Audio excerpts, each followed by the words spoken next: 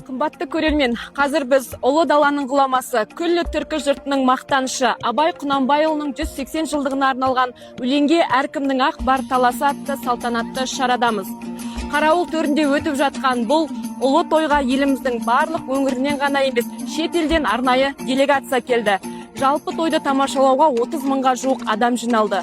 Меймандарды құшақ жая қарсы алу мақсатында Қарауыл төбедегі Етін ауыл Сақадай сай. Мұнда қонақтар үшін 200-ден астам қазақ үй тігіліп келушілерге жағдай қарастырылған. Думанды тойдың бағдарламасы ауқымды әрі кең, себебі бұл күллі халық үшін кезекті ресми шара ғана емес, қазақ мәдениеті мен руханиятына өңірлетін қоғамдық маңызы бар айтулы үлкен мереке.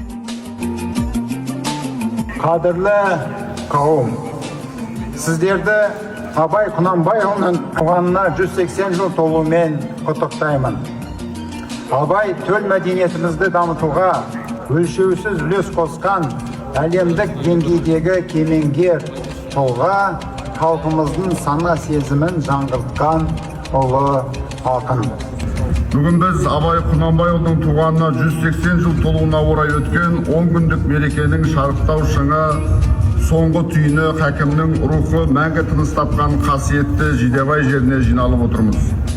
Мемлекет басшысының бастамасымен бекітілген 10 тамыз Абай күні құтты болсын.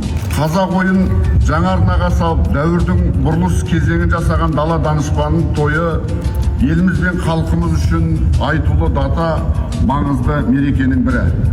Себебі қазақ өркениеті бүгінде Абайға дейін және Абайдан кейін деп сараланады.